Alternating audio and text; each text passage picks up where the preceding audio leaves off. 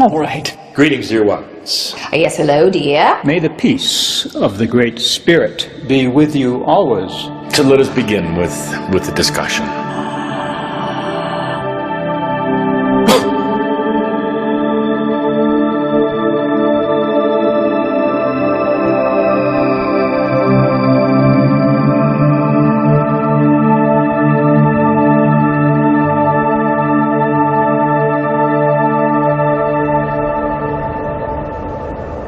The first time I ever talked to Tobias was on an airplane in 1997, and I wasn't particularly spiritual or metaphysical. I was in the business world at the time, and Tobias came in on this plane flight and started talking, and hasn't stopped since. But initially, it was just me talking to Tobias. I hadn't even told Linda about it. And how long did it take you before you broke it to Linda that this It was about a year. So you kept it to yourself for a year? Yeah. I received what felt like, what I experienced to be a telepathic contact from Bashar and his people. In that moment of the telepathic contact, a memory actually came back of having made an agreement somewhere prior to this life to do this. I grew up in a Roman Catholic family of Sicilian immigrants. Most of them, even today, after I've been channeling Joseph for 15 years, don't know what I do. They have some idea, because I don't talk about it to them, and they don't ask me. They know I do something weird. I was very lucky. I had a lot of support. My friends were very accepting. And that's one thing that I've always been really open about. I didn't really hide it, even from employers. You know, and I've always felt it was really important for me to be honest about that because I saw how it impacted people. I started in a class where we were really studying making a bridge, an interpsychic bridge to other sources of intelligence, and so it started in the context of that class. See, I thought that all of these esoteric things were for older women over 40, and it would have nothing to do with men. So I was dragged to these two guys who channeled for me, and there was something, this was 3 years apart, they both told me the same thing. And that is when I had to start looking at how could guys 20 years apart in age, 3 years apart in ID, who never knew each other, give me information that was identical. And the information just happened to be that there was a master named Cryon who I was supposed to get a hold of. An arrangement, so to speak, was made prior to the physical life of the channel within what you would call the oversoul of the channel, of which I am also a part. We are part of the same soul. You might refer to me as the channel's future self, and incarnationally speaking, I would look at the channel as my past self, just to put it in linear terms. We are not happy with the way that things exist currently in our reality. All right, we are from what you would perceive to be the future, and we have come back to our past so that we may learn, all right, and so that we may assist the planet, because what's going on now is going to impact the entire universe. Well, we would prefer that you ask us, if you like. There's nothing in particular we would like to say, except that we're here, and it's very, very pleasant to be here. It's a delight. It's part of sharing, with the big S, if you might say. The archetype of sharing is something we enjoy embodying. I've had many, many lifetimes on Earth. I have deep love and compassion for humans because I remember what it was like to go through the things that humans are going through now. I remember the challenge in particular, the challenge of knowing at some deep level that you are a spiritual being. Our goal is simply to help people live a more joyful, abundant life. And whatever it takes to achieve that, we're willing to do. And so that, in a nutshell, if you will, is our work. You sit in the energy of a great shift. Many of you are feeling it. Maybe that's why you're watching this now. Maybe there's something that has happened in your life that would allow you for a moment just to open your mind and look inside something you always thought was untenable before, only reserved for those on the lunatic fringe before. Here you find instead wisdom pouring out. Perhaps you'll even feel the love of God pouring out. There's a lot of things that are being transmuted and altered at this time. All right? You're finding some things out about some of your religious leaders. You're finding some things out about religion that just isn't holding true to you. It's not ringing true to you anymore. Well, we want to tell you this, is that there is so much here that is hiding. But you must feel it. There has been such a shift in these last years, especially in the last 20 or so. You're remembering who and what you are, and it doesn't need an intermediary. This changeover from the old religious system that so many of you are familiar with is difficult, very difficult, because it holds on tightly. Those who have such a strong concept of God as some higher authority and is the only creator, they want to hang on to that dearly. They fear letting God go, their old God, you see, because they are so out of touch with themselves they can't possibly even contemplate what it's like to have to go inside. Since so many humans are still part of traditional religion, we realize it's hard for them to accept this concept and for them to absorb it and assimilate it. There are mavericks out there. There are those who are going outside of the grid. There are those who are taking huge leaps of consciousness within themselves. They're looking inside for the answers rather than letting somebody outside do it for them. They are breaking this pull, this type of magnetism from mass consciousness and going off on their own. How many aware people on the planet is it going to take that are able to put their awareness into their speech and into their actions before the collective consensus is affected? And that is yet to be determined. No one knows exactly when and how that'll happen. They are going to be the examples to other humans that you can cross the chasm of old consciousness to new, that you can integrate the human and the divine right here, right now. You don't have to wait till you die to do it. You don't have to wait till your next incarnation. You can do it right here. You will see within the next 10 and 20 years a change in verbiage as people are able to articulate more about self-responsibility. You're already seeing that.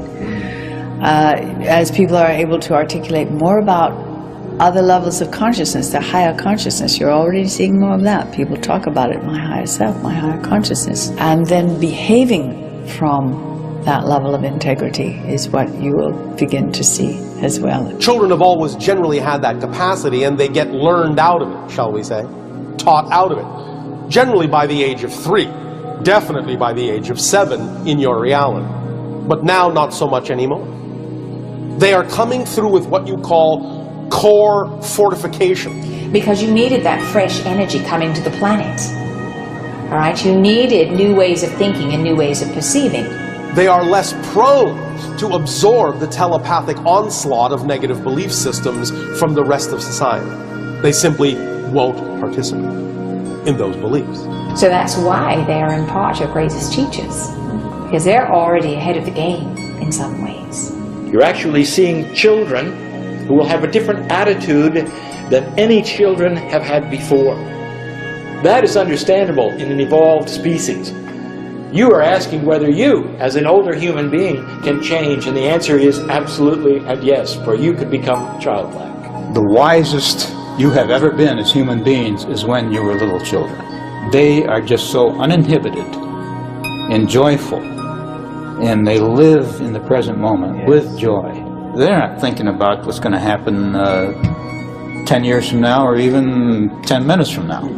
They're living in the present moment with joy, and that is the key. You should all be like little children again. That's the best advice we could ever give to anybody.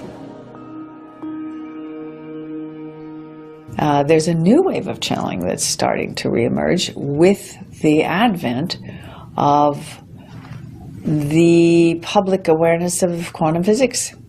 Not that everyone's a quantum physicist, but that has opened people up to realizing that consciousness is so far beyond us and we can align with non-physical consciousness. I receive these blocks of energy, and I can receive a block in half a second, and it'll take me 15, 20, 30 minutes to put it into words. I have found over the years it gets clearer and clearer. There was a time when my channeling, the kind of channeling I do, was very different. I used to get information, wait, and regurgitate it.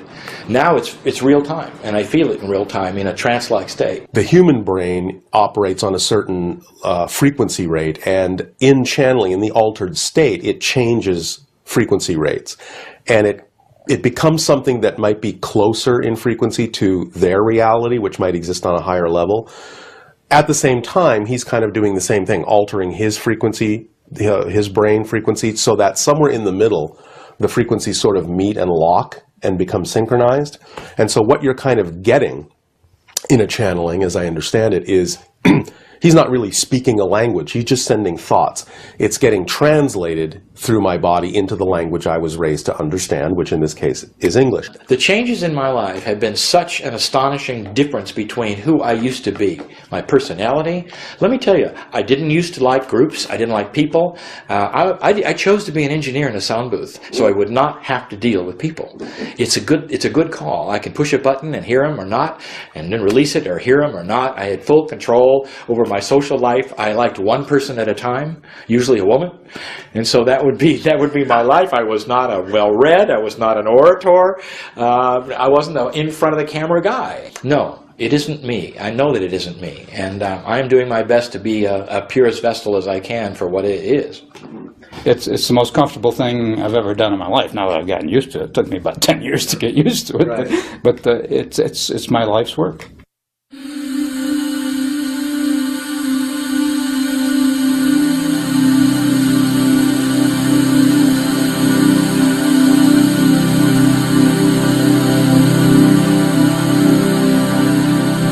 There's a misunderstanding about the law of attraction. The human, the limited human, uses it like this. I want a new car. And they expect it to come to them. Well, it will, but it will probably hit them and send them flying. The limited human says, I need $1,000. I have to be able to pay my rent. Where it is becoming distorted right now is that it is turning into a mental exercise. Somebody out there wants to write a book, hundreds of pages, outlining it. And then the moment the human starts to read that book, they go mental, and then it shuts down, you see. The mind can only go so far. The law of attraction is your spirit, your soul.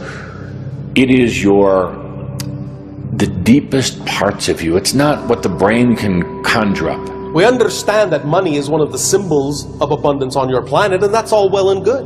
You can have as much money as you want. But the idea really is to relax the definition that it has to come that way, because then you open the doors through which abundance could come in all the other forms in which abundance could come to simply allow you to do what you need to do when you need to do it. Sometimes that can actually just be being gifted something. That's still a form of abundance when someone gives you a gift, because you're creating a reality that has an open door to accept the idea that you can be given something effortlessly without having to go through any specific machinations to make it happen. Society will tell you that you have to do X, Y, and Z in order to achieve a particular result, and we'll tell you that's not true. What has to be is that your vibrational state has to be in alignment. The idea is to also examine the belief systems where you might be resistant to the idea of abundance, because many of you have belief systems unconsciously that actually keep the idea of the experience of abundance at bay. The person is conditioned for some degree of abundance or non-abundance, depending on the pre-existing conditions with the parents growing up. And so conditioning is the first place to look. For example, you are raised on your planet with all sorts of contradictory and conflicting belief systems about money, such as love of money is the root of all evil. You will never be a success unless you have a lot of money. How do you allow those two things to coexist side by side without being confused? Because the conditioning will determine what the belief systems are and what the subconscious is holding on to. And if there's limitations there, then you want to heal whatever that misconception is, because all humans are deserving, innately, inherently deserving. It's just a matter of recognizing it, owning it, understanding it, and believing it. Many people who believe, well, I will never be successful if I don't have a lot of money, but also believe that I will become a greedy person, a bad person, if I only get a lot of money, may never allow themselves to become physically wealthy, because it is more important to them to be a good person than to be a bad one. So if they associate the idea of being a bad person with having a lot of money, then that's a belief they need to look at, because they don't have to have that association. The idea is not that you have to become more abundant than you are. The idea is to get in touch with what you are saying you are abundant in. And if you're abundant on lack, you will experience an abundance of lack. You have a conflict going on now between the limited human and the souled being. The soul doesn't really necessarily care about all of the human whinings. None of it matters. It doesn't matter if you didn't pay your rent. It doesn't matter if you were a multimillionaire. None of it matters. Those are things of concern to the human aspect only. What the soul cares about, what your spirit cares about, is consciousness, which means awareness. Your soul and your spirit cares about the joy of being. The joy of being, in other words, experiencing what is in front of you to experience. We will tell you thought creates form, all right, but your emotional state's vibrated into being. So whatever you are putting out emotionally, you're going to get back energetically. And because the physical reality is reflecting the emotional, if there are lower frequencies that you're putting out, then what you're getting back in the physical realm are the lower frequencies. The soul would rather have a bad experience for you than no experience at all. You see, those humans who try to run from experiencing things and doing things and creating things, they're really frustrating their own soul. Whatever vibration you give off, whatever frequency you create or generate, determines utterly and absolutely whatever experience is reflected back to you from your reality, because physical reality really does not empirically exist apart from your definition of it. Even your own quantum physicists are beginning to discover this. So physical reality is likened to a mirror. It's not going to say, well, Johnny's been a good boy today, so we're going to reward him, or Susie's been a bad girl today, so we're going to punish her. It's very impersonal. It has nothing to do with the traditional concepts of a punishing or judgmental God. So whatever it is that you give off, whatever form you give yourself, however you define and identify yourself, is what is reflected back to you from your reality, so that you can decide whether you wish to retain that idea and that frequency, or whether you wish to change it. You create your realities, every bit of your realities, from birth to death, and everything in between. The vast majority, unfortunately, majority of humans spend their valuable and precious creative energies chasing after the little things. From our perspective, the most effective way to alter your reality is to get in touch with, consciously, the beliefs that have created the reality you are experiencing so far. To find out what that belief is, to identify it and define it, will give you conscious recognition of what has been generating your reality. Once you have defined the belief, you can then understand as a mechanism how it has been generating the frequency that's caused the reflection you've been experiencing. And once you define it and recognize that as the mechanism, you can then replace it with a belief that you prefer. And you can also then believe, if you wish, that that new belief will replace the old one just as effectively and create reality just as effectively as the old belief did. But once you replace the belief, and thus then it generates new emotions, new thoughts, and new behaviors, you will then get a new reality that is reflective of those ideas. When your life changes like that, don't be surprised at the changes. That's one thing that always amazes the angelic beings that I work with. A human asks for change, and then their life starts changing, and then they, what do you call it, freak out. Because they lose their job, and they lose their family, and they lose all that old baggage they've been carrying around. And they go into fear. But understand that as the changes begin, there's an evolution of energy. It is a cleaning house, getting rid of the old to make way for the new you. We always say it's a bit like, you know, placing your order with the universe, if you will. You climb the stairs to the rooftop of the building and you throw your boomerang out to the universe. That's your order. All right? And so you've taken yourself to a frequency level up here. So you place your order and then you start to worry about it. It hasn't come back yet. I must not deserve it. I'm not going to get it. So you drop yourself out. You know, you go down a couple floors. Well, the order comes back and you're not standing on the roof anymore. All right? You've dropped out of the frequency range that exists in. So you've got to keep yourself the same rate at which you are placing your order. It seems like you're saying that it's almost a choice, like setting goals or things. Something like that. No goals. That is so mental. That is so, what do you say in your expression? So yesterday. So 80s, college was telling us. Forget the goals. It is an exercise in frustration, in futility. You, a sovereign being, don't need goals. Do you know why? I'll tell you why. Because you attract everything to you. Certainly, it's never beneficial to anyone to do anything that does not feel good to them. And so many humans are doing things that don't feel good to them. And the perfect example of that is people are often in jobs they hate. They're doing the work for the money, not because they love it. So anytime you're doing anything that does not feel good to you or that does not resonate with you, you're doing yourself a great disservice. And you're distancing yourself more and more from your higher self. When you make choices, you literally re-energize yourself. Think of yourself as a type of magnet or an attracting type of energy. When you make choices in your life, you attract all of the energies to you. We say to humans that all energy is there to serve you. It seeks to serve you. And the Master allows energy to serve them.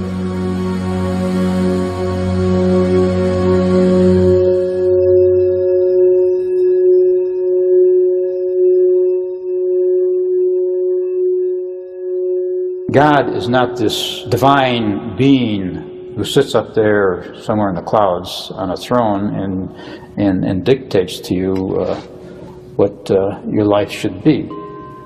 God does not judge or criticize. God is not a single entity like that. It's the divine energy that permeates everything. We understand that the term God may have many different interpretations on your planet. It is simply a generalization to make it easy to understand the concept that we are discussing. But that word holds many connotations and unfortunately many negative ones for this planet because of how you have been conditioned with religion. Right? You've been sold a lot of lies. Right? But there's also a lot of truth in there. And you know, if you want people to believe something that you're selling, and it's not the truth, you're going to sprinkle it with the truth. Because if you told someone a bold-faced lie, guess what? They'd know you're lying. People project humanity onto God, yes. And the religions have done this as a way to help people conceive God. And it certainly makes sense. If you've got to have something to sink your teeth into, something to imagine as an image of God, then you need a religion, quote unquote, an organization, a codification of what God is into a personification. And in history, that's what's happened. People have had to project some form of personification onto all that is in order to conceptualize it. As you come into this era of I am, it is also discovering that this God that humans have been seeking for the last 10,000 years doesn't exist out in heaven somewhere, isn't hidden somewhere. It is right here. It has always been there. There's a shift. We would suggest some are saying there's a new myth of God. A new myth of God arising at this time. And that is a very exciting prospect, to take the idea of God into a larger context of God, goddess. All that is, that God is not simply a masculine image per se, but is a principle that is both masculine, feminine, and the synergy of both. Everything that exists, even that rocky hillside outside your window there, everything that exists has a divine aspect. It is part of what you call God or goddess. And you don't like that. The viewers don't like that. The watchers don't like that, for they wish to put God on the pedestal. And they want to say all good things come from God, and they are taught they are nothing from birth. And it's not that way. We define love as the choice to see the divinity in all beings, not just human beings, not just spirit beings, but in all beings, all that is. Often we will use all that is, because that's what the infinite is, the one is. By definition, it is all that is. There is no outside to it. There cannot be an outside to it. That is, in our view, what God is. And so you are, literally, you are all God. You're all goddess. And you have the power that goes along with being divine, even though you don't think you do, most of the time. Magnificent, all of you. My definition of God are the ones I sit in front of. You want God to be one thing, for you in 3D. You want to worship God, for you in 3D. And I tell you this, that the day that you start suppressing what you've been told and opening the door to what God really is, in will come God, and it'll have your face on it. What do you say to people who really do not feel empowered? We would suggest that if people are not feeling empowered, the first thing we do is remind them that they are telling themselves some lies. Yes. When people say, I know I'm powerless, or I'm feeling powerless, we say, that's a story you're telling yourself. That's a story you're telling yourself based on fear. I'm going to simplify this for you, and perhaps some may think the answer is a bit terse, but just get over it. You're wallowing in your own self-pity. You have set up an energy of being a victim of life, a victim of other people. You're allowing them to steal your energy and to steal your heart and your consciousness. You're in a type of trap, and you're letting it happen. You decide one day when you get out of bed, or one night when you're taking a walk, that you're just going to get over it. You're going to stop letting others take from you, and you're going to stop taking from other people as well. You're going to be whole and sovereign.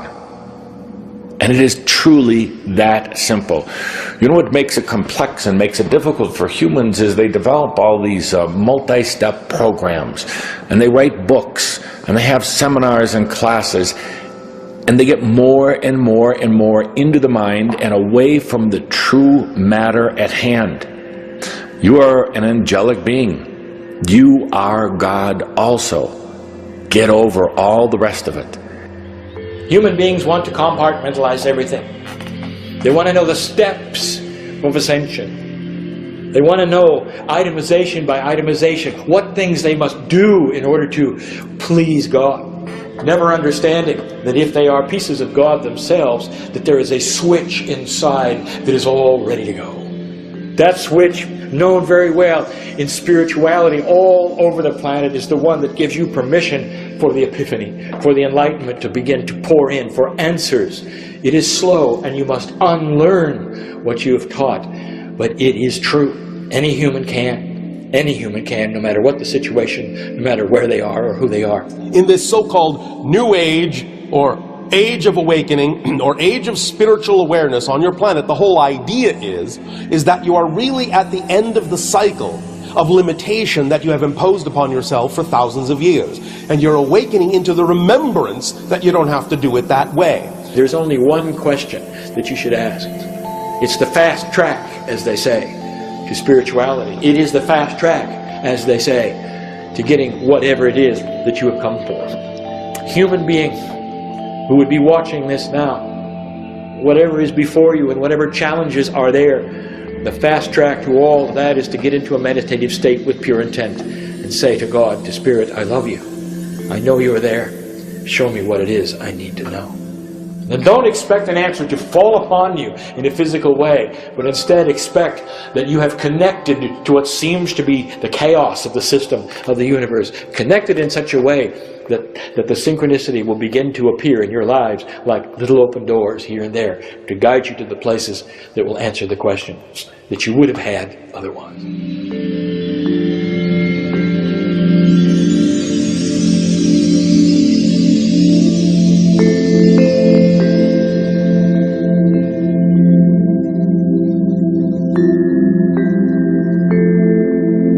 There are no victims. There are absolutely no victims. There are only willing participants. All right? There are no victims. So you can create your reality. All right? You can unplug from mass consciousness and create a separate reality. You are an immortal being who has chosen to project itself into this game. You're a sovereign, self-sustaining being. You're powerful creators, and you create everything you've ever experienced. And the only alternative to that is to make yourself a victim of fate or whatever, of my mother and father's mistreatment of me, or whatever. Now, we realize people don't want to die of some painful illness or in a car accident or whatever, but nothing happens to you. Every death, we have said several times over the years, every death is really a suicide, because nothing can happen to you vibrationally that you're not a party to, if you will. In other words, if you're constantly afraid of dying in a car accident, you're probably going to die in a car accident. If you're constantly believing that your body, no matter what its condition, healthy or unhealthy, has the resources to bring itself back to a state of perfect health, then you're going to achieve that state of perfect health. So, if someone gets cancer, Yes. they want to put themselves through that experience at some level? It isn't that the physical personality necessarily wants to have that experience, but it may be part and parcel of belief systems that have been bought into, and ideas and definitions that have been bought into, that allow you to experience the idea that you are a victim of something or out of control. But the idea is to learn through that you're not, and that you actually can create something else, that you actually can transmute that idea, that experience, into something else, or learn from it in a positive way. And the thing to also remember is that regardless of what happens to the physical personality, the spirit, the being, the consciousness is eternal and infinite, and has the capability of experiencing a number of things. And even though it may experience for a time the idea of something that causes it pain and suffering, it is a temporary experience that the soul can nevertheless use to its benefit. You know, pain serves its purpose. It is a catalyst for change, because if you were happy and content all the time, you probably wouldn't move, would you? Probably not. No. So it serves as a catalyst, and we will tell you pain is perception, nothing more. I am not saying in any way, shape, or form that, again, this pain must be experienced. I am simply saying that it is part and parcel of the definition of the reality that you have decided to experience, the physical time-space reality. Such things are possible in that experience. But the idea is to learn through that experience that you actually don't have to suffer, that you can remember you are creating your life, and you don't have to be the victim of belief systems or definitions that say you are out of control. The basis of your existence is freedom. You all have free will. So you're free, and we realize many people would disagree with us, and many don't see it like this, but you're all free to do whatever you want. You're all free to be whatever you want. You're all free to have whatever you want. There are no victims here. There are only willing participants. So when you are allowing others to subjugate you, the moment you stop, you see that you have power. So the whole thing was set up. This reality is showing you that you have power. Even though many of you choose to shackle yourselves and to curtail your freedoms, that is a choice too. But you are free.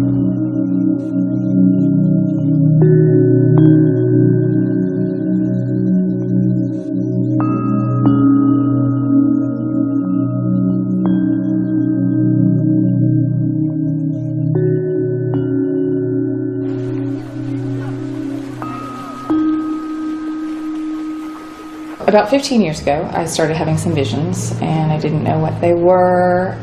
So I started doing some research on past lives, and I came across channeling, and it was the early 90s, and I didn't know anything about it. I didn't know anybody who did it, and I just knew it was something I was supposed to be doing. So I found a couple books and did some of the exercises and had really visceral responses, but nothing really happened. I was trying to channel verbally, and my limbs would tingle and my eyes would water, and so I would try it periodically and kind of put it aside and come back to it, and took a meditation class and did some other things and did some work on myself. And about a year after I started trying, I sat down one day and just knew I was supposed to have a pencil and paper, and started to do automatic writing, and it's kind of developed over the years.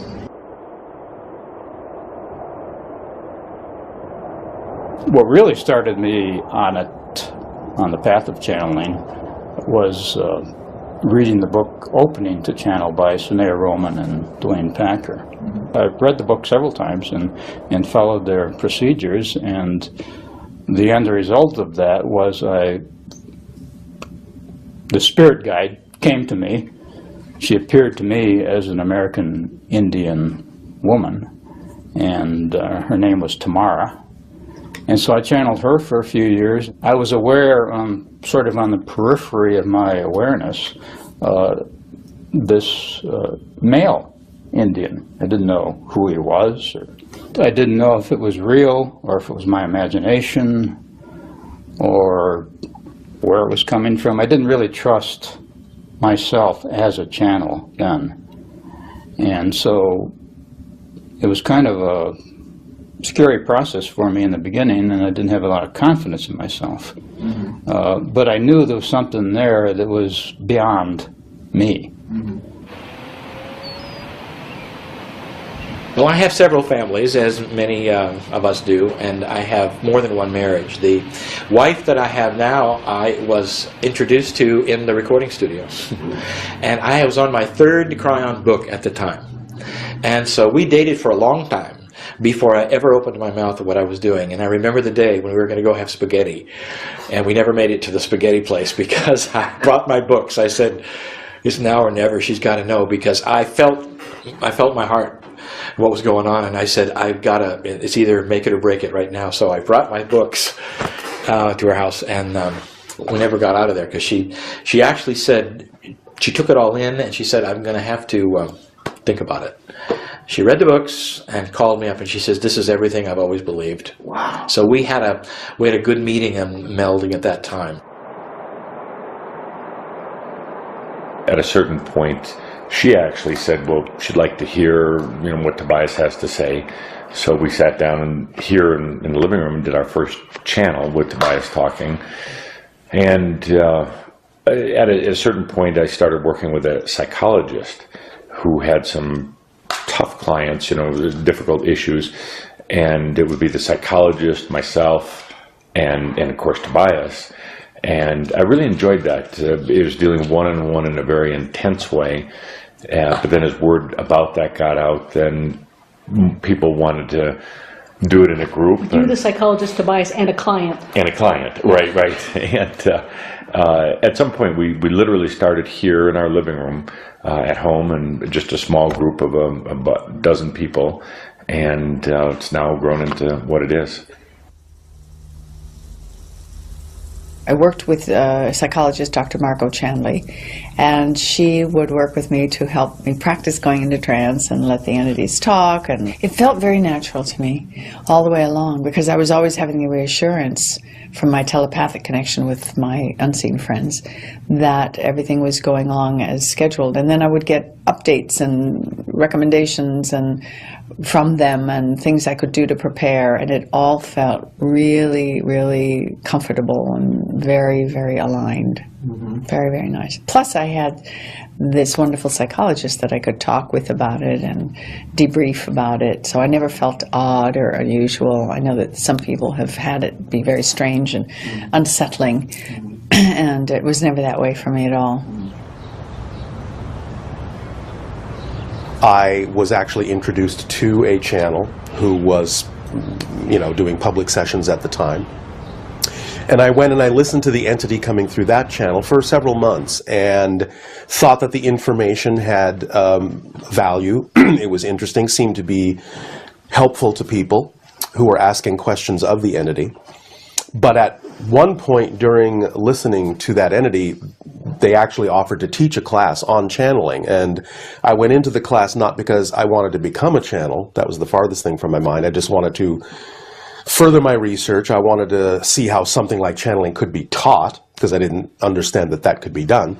Under one of the guided meditations that the entity was giving, I received what felt like, what I experienced to be a telepathic contact. I decided, well, whether it's really another entity or whether it's just a portion of my consciousness, what I did understand is that channeling itself is an actual altered state.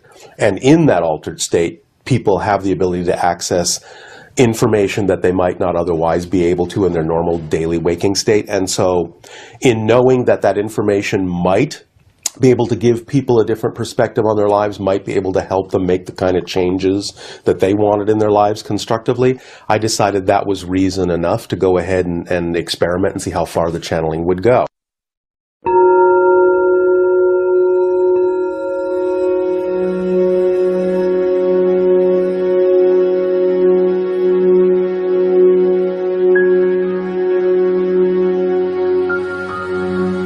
When you come to Earth and you embody yourself in this thing called biology, your physical body, you tend to lose the remembrance of who you truly are.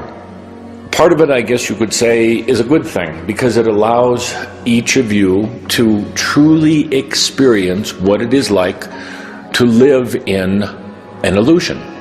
Because you have been cocooned, all right, isolated. Your history has been rewritten so that you don't remember who and what you truly are. So it's so important to start waking up to the truth of one's own nature. And the truth of one's own nature is what one finds when you go within and discover the connection to all and to God. God is all that is, that lies deep at the heart of the true self. If it was intuitive of what you had going on this planet, we might as well just turn on the lights and everyone goes home.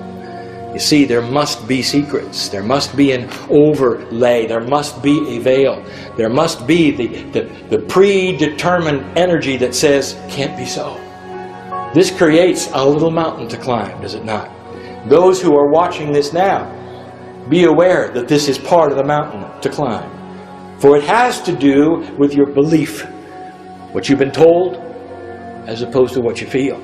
There are still what you might call newcomers on the earth who haven't necessarily run the gamut of all the different kinds of incarnations you could have as a human on earth, but the majority of you, yes, have experienced just about everything you can possibly experience. You have killed and been killed. You have been a benefactor and been benefited. You have been every gender, every experience. You have been every family member. You have had just about every disease that can be had. You have experienced absolute joy in certain lives, freedom, fear, everything, the whole spectrum. Most of you at this point. They always describe it as being like a roller coaster. You know, if you've never been on one before, you kind of get on. You don't know when you're going to go up, when you're going to go down, when you're going to go around the corner. And it's a little scary. And, you know, it can be a little fearful, but then you get off the ride and it was great and you want to get right back on. And that's what it's like through the incarnational cycle. You go through and it's a little scary and a little bumpy, but as soon as you get off, you're like, that was a great ride. I want to go on it again. So that's how they describe it to me, that once we see the big picture and understand it, we're excited to go back down. Most people don't believe in anything before life. Nothing whatsoever. So you have 85% of the earth, according to Time magazine, that believes in a religion that supports the afterlife, and yet you have only about 4% of the earth, which would be Hindu and Buddhist, who actually believe in a forelife, which doesn't make spiritual sense. Somehow, mom gives you birth and you have a soul forever. But that's the teaching of the church. But there was nothing before. There was nothing before. Ask them. Yeah. There was nothing before. You have pretty much all done it all. That's why you're arriving at the end of the cycle of limitation, because there's really not that much left to explore. You have all done it all. So now you are remembering, you're waking up out of that particular dream, because you're at the end of that dream, almost. Because when you come into a physical existence, you become a creator in the physical dimension. You're creating your life and your the activities and your experiences, your responses to the experiences. But it's all about the progression of the evolution of one's soul, isn't it? Yes?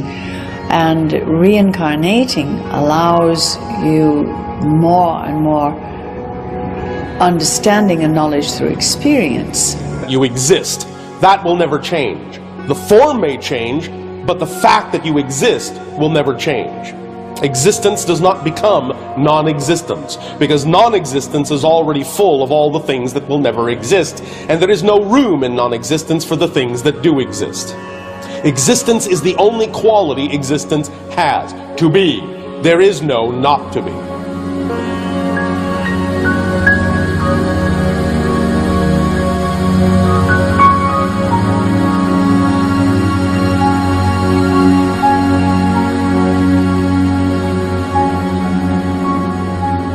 Jesus. A great teacher. No more the Son of God, however, than I am. you are. Exactly. A great teacher, yes. It makes a good story. Humans need a hero. They need sports heroes. They need political heroes, although there's not many.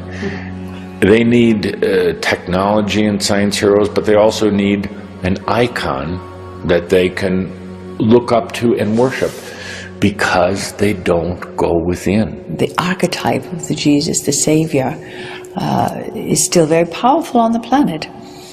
And yet that slowly is being replaced by people finding it within themselves, instead of needing it to be out there as a figure. In the early days of the Catholic Church, there was, how would you say, a basic understanding that Jesus would appeal to the masses because he was a human, and that he would be such a fine example. It took them well over 500 years to even decide amongst themselves how he would be presented to the public.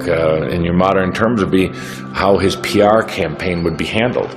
So they developed this very interesting but not necessarily accurate story of Jesus, which wasn't even his real name to begin with. It was, when he walked on earth, it was Yeshua ben Joseph.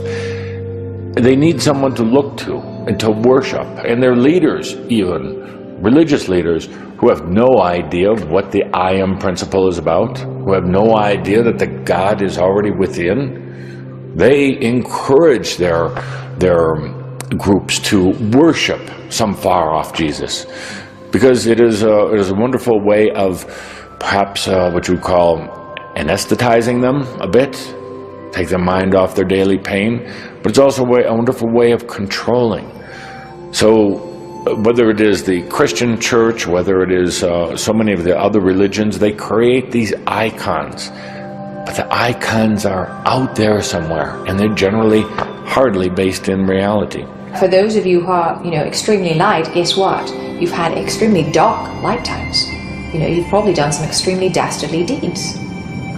So that's difficult. A part of your quote-unquote New Age movement wants to be all light and all happy, and we'll tell you that is not what this lifetime is about, because there are prejudices there. All right? And the idea here is that you release all of that prejudice, all of that judgment against the dark, because you cannot have one without the other. Those who are biased to the light only are basically imbalanced, and they're going to have to then, sooner or later, experience their dark part, which they're deathly afraid of. They're afraid of that dark part within. Why do they label it dark? Why do they think it's evil is just another aspect of them? One doesn't want to be in the light by being in the denial of one's shadow. The idea, remember, is that growth is the product of integration of all that you are, not the exclusion of anything. It is the allowance that everything is valid, the balancing of everything is valid. That's why the more evolved you become, you actually become more aware of more dark, because you're willing to integrate it all and balance it all within you. And there are some who want to, step into that space and say, oh, I'm nothing but light. I haven't had any dark lifetimes. And we will tell you it is precisely the opposite. Because usually it's not until you have mastered the dark or some aspect of the dark that you are given abilities and to work in the light as well. Momentum to snap into the light is actually gathered by exploring the darkness as deeply as you can. Cryan says on the other side of the veil, it is much, much different. We don't have the minds we do now. We don't have the logic we do now. And this is like a play. This is, Cryan says, it's very much like a play. When the guy, when the curtain closes and the guy with the knife who has been murdered by the other guy, the curtain closes, they all get up and go have a party. There's no animosity, they don't care, they don't carry a vendetta. And so when we're on the other side of the veil, it's like we regroup and come back in. So there are really no victims or villains? There are no victims and villains. And this, of course, will fly in the face of every single teaching that anybody's ever heard in this nation. There is also no heaven and hell.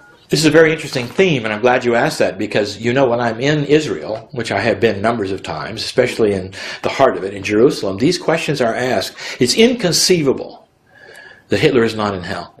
There is a line you cross. That guy has got to be being punished right now. According to my channeling, the men and women I work with who channel, that is not the case. He came and he did something.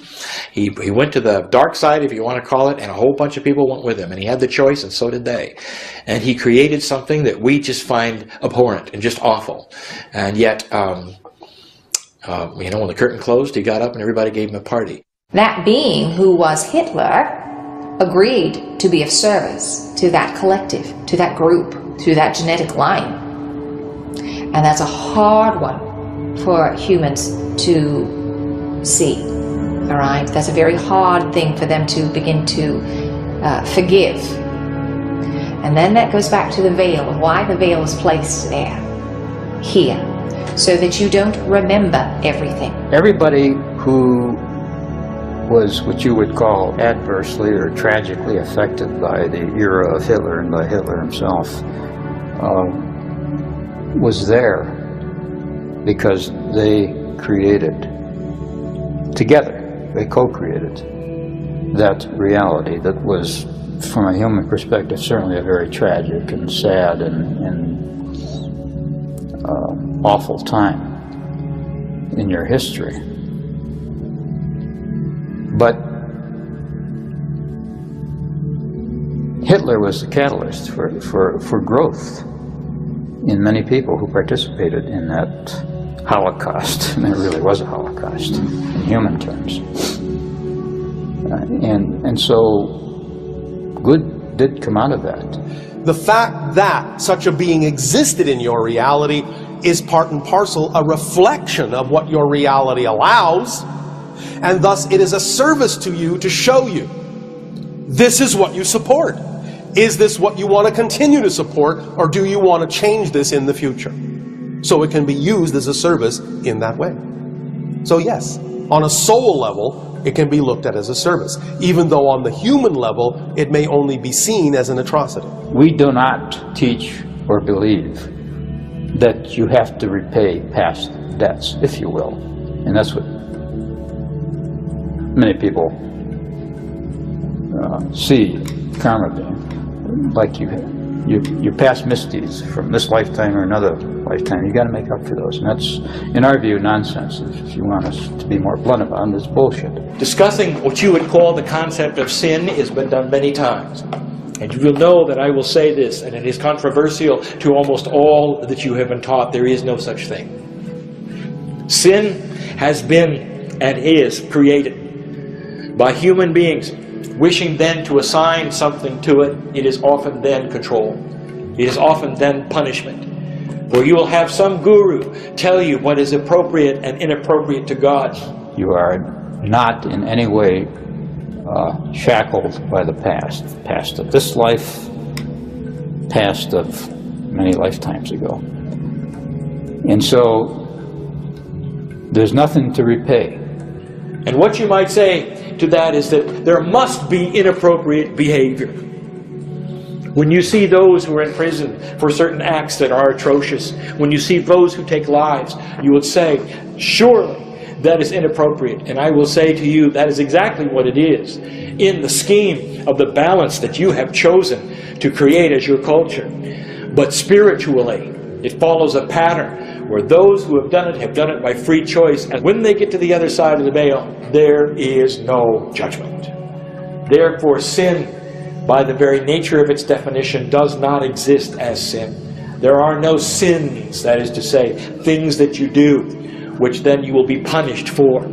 All your power is right now, so it doesn't matter what's happened in the past. All that matters is where you want to go from here, and you have all the power to go wherever you want from here. Right here and now, you have that power.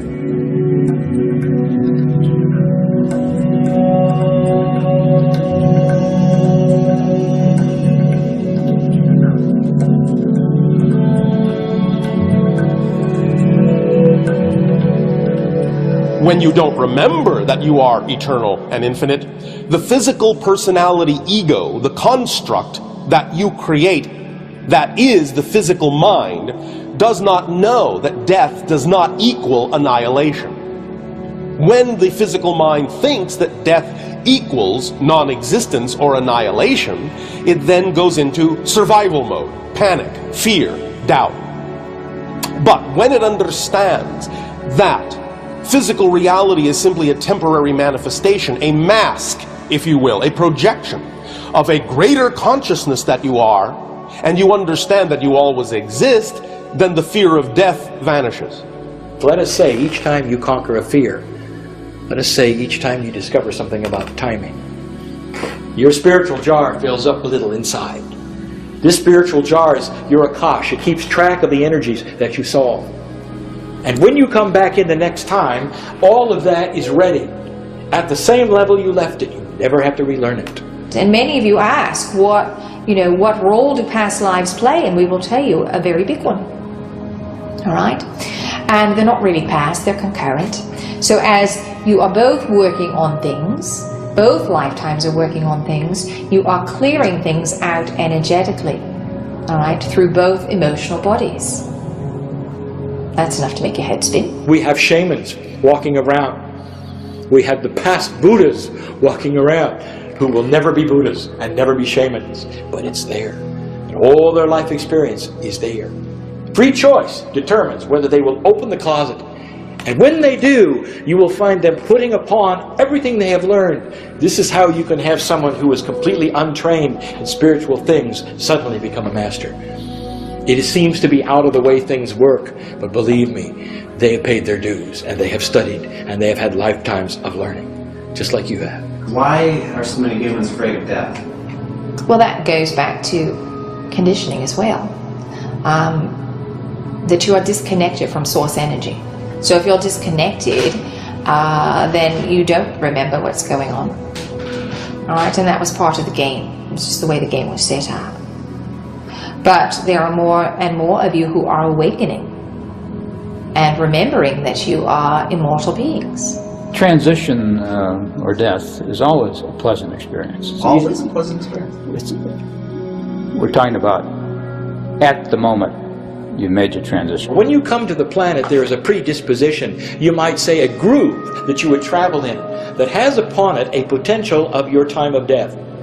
It is the human being who understands, however, that they can pop out of that groove and go in another direction with their own free will, which means that they will never meet their death in the groove. Therefore, we are saying this, that although the death is a potential around you all the time, and at some level that potential is known, you are still in control on this planet of your life in a grand, grand fashion. There is no predetermined time that you are going to die. You will choose it at the moment by free choice in real time in 3D. The idea for most individuals when they pass on into spirit is that it's like for a physical person waking up from a dream. Just as you wake up from a dream during the night and say, oh, well, that's just fading away, that wasn't real. So too, a soul may find itself, a spirit may find itself suddenly in spirit going, oh, this is who I really am, that was just a dream. Dying is the easiest thing you'll ever do, because you are re-emerging back into the world of spirit, back to where you came from, back to your source. And it's always, it's like a breath of fresh air. It's like taking off a tight shoe. You feel that kind of sense of relief and release. And if you could get a small glimpse or remembrance of it, you would never fear death again, and you would go through the rest of your lives with a smile on your lips and with joy in your heart. There are energies of angels that you would call specialists. We're not compartmentalized to that degree, for we're all one, but we take our tasks and we do certain kinds of things for one another. And in that, you might say, some then come into the planet and some then are support. There are far more supporters than there are humans who come in. I am a supporter. All humans have guides and helpers. Yes, you are all connected to much larger families than you may be aware of. Many of the guides are simply friends that you've experienced other lives with, who simply may not be incarnating in the same time frame that you are, have remained in spirit for that duration to help you from the other side, so to speak. You are never alone. There's always help out there, no matter how far down you think you've fallen. The idea is that often a guide will attempt to remain unobtrusive also in giving you the information, because the whole point of guiding you is to actually teach you to be your own best guide. So the idea is that many times a guide will use the props that exist in your own physical reality already to get you to pay attention to information that they feel you might need to know or that might serve you.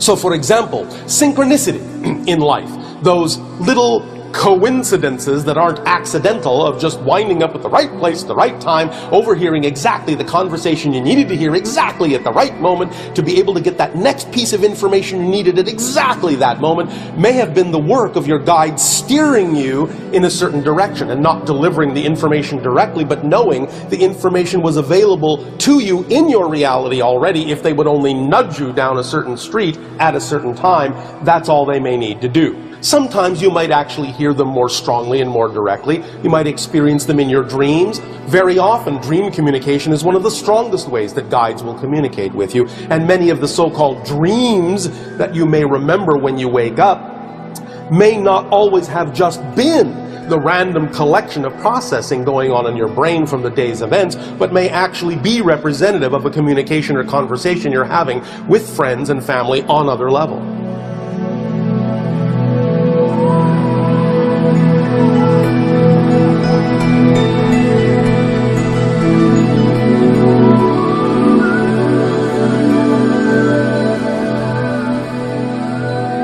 Emotional body creates the physical template. All illness starts in the emotional field, without exception.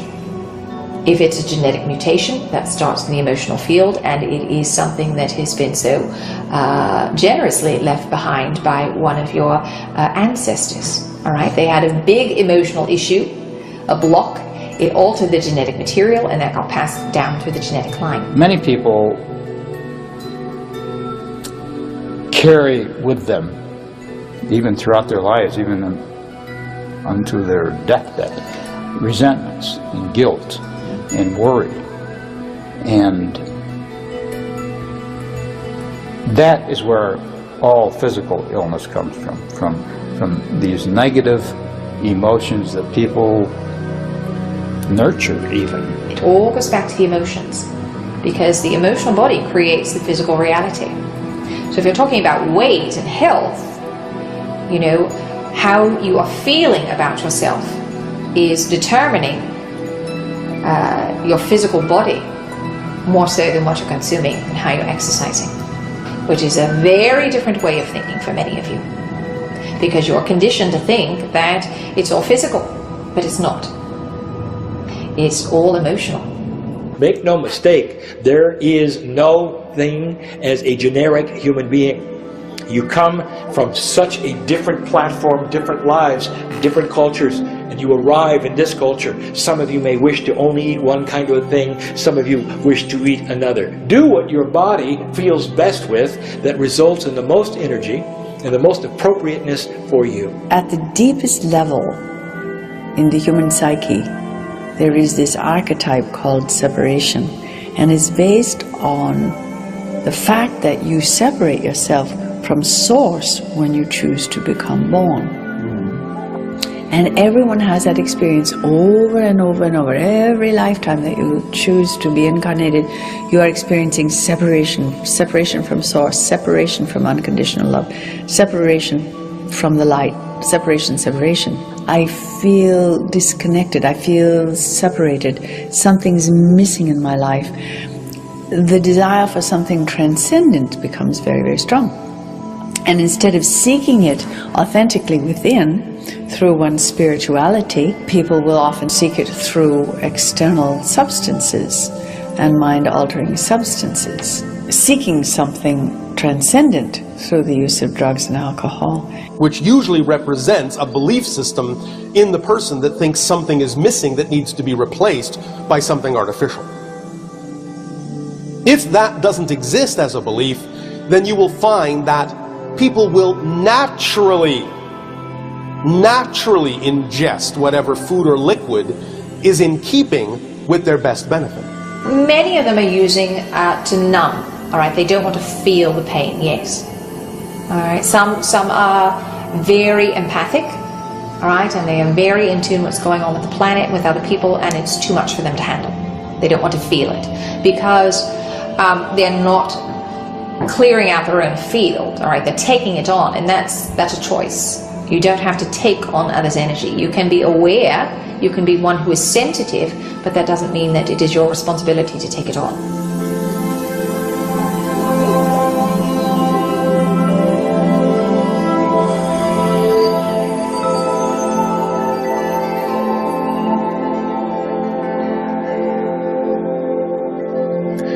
The new consciousness right now is about the I am. And while to some it may sound very selfish, it is actually about discovering yourself. Working on yourself is the greatest gift that you can give to humanity. And that sounds so self-centered and so negative, but that's how you've been conditioned. It is about putting yourself first, loving yourself first, taking care of yourself first, having compassion with yourself first, and knowing yourself first. If you want to keep someone from accessing their own power and helping to heal the planet or helping to heal mass consciousness, you're going to tell them that it's very selfish for them to look inside. Instead of worrying or being afraid of what's going on in the world around you, just focus on your own world. Then, and truly then, you are able to help humans. But you'll understand only humans that are choosing help. Look at your issues. Where are your buttons being pushed? Where do you feel fear? Where do you feel that you shrink away? You know when you've got a fear.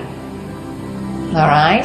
Many of you are quite aware of it and decide, you know, I really don't want to look at that. And so you don't. All right? And you know what we're talking about. There are times when you feel yourself tense up and you are conscious of it. So it is a choice. Learn to be with yourself. Go off and take a month, 40 days perhaps, as Yeshua did. Go off by yourself and learn to be with you. Learn that you don't need to steal energy from anyone else. There must be a balance between the intellect and what you would call the heart. And that person who is balanced, that human who is balanced, will show. You'll know them. For they will seem to be more gentle. They seem to be more open and less judgmental. This would be the balance. You might say, well, they are heart-based. They are not. They are balanced. Never throw away what your truth is. Never throw away what your logic tells you. But temper it with the emotion of your heart and become balanced. There's a big misunderstanding in society and in many cultures that if you're going to become spiritual, you're going to get real restricted. And that's because of the old dogmas of different religions, different churches in different ways. But spirituality itself is not at all restricting in one's way of experiencing life. The true hunger for knowing one's own divine nature, for experiencing one's own divine nature, that true hunger can lead you into great discovery and great freedom, great freedom. Each of you standing alone is and fully consciously aligned with your higher self is far more powerful than many millions who are living in fear or doubt or anger. One person.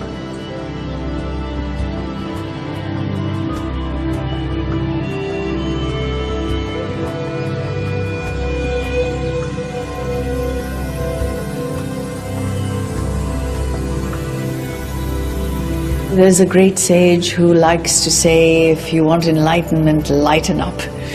And certainly so, that is absolutely true. But we would suggest that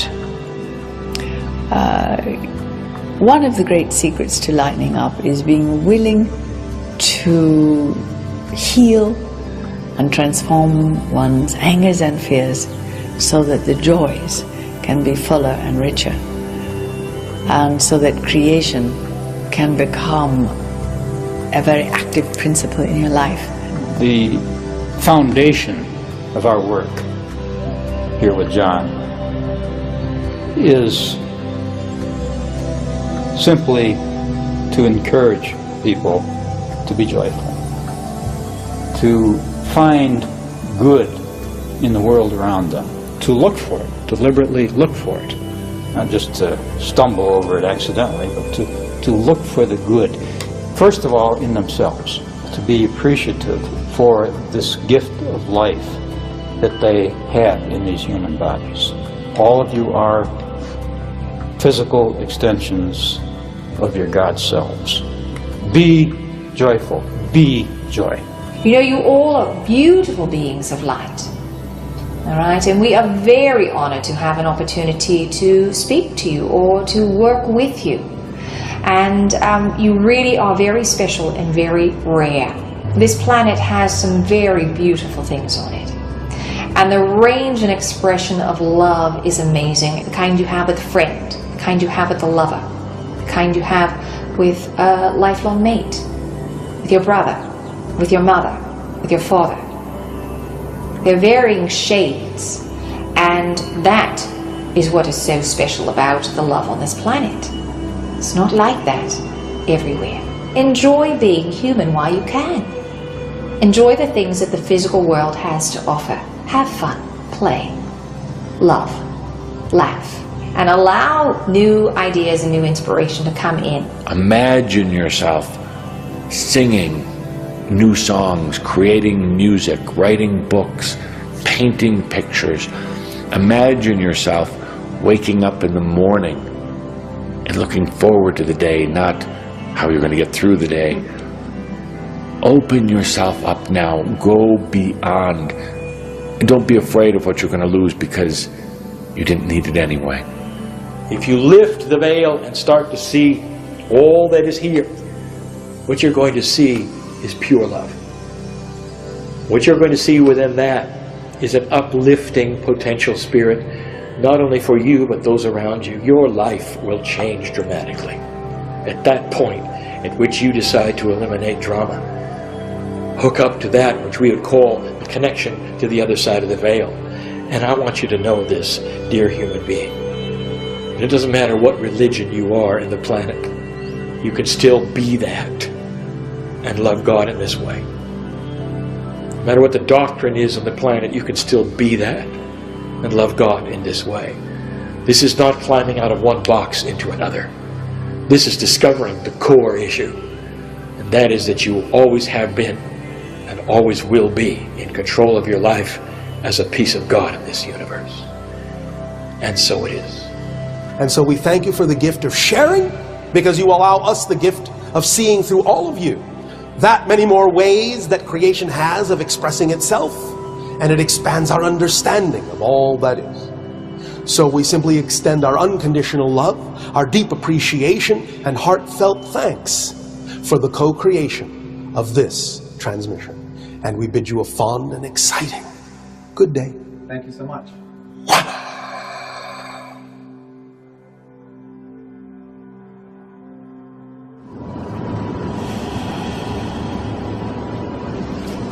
That's so great.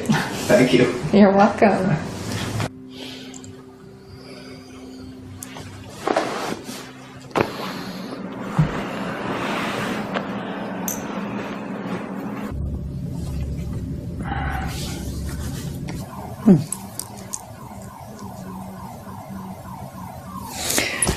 You're back. I'm back. I'm back.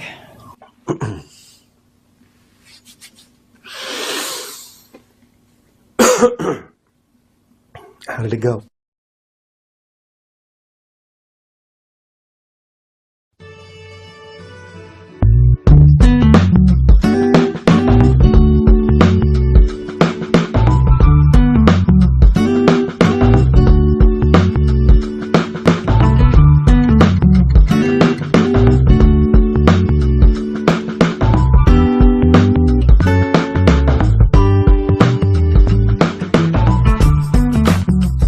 Consider the body a vehicle, like a car.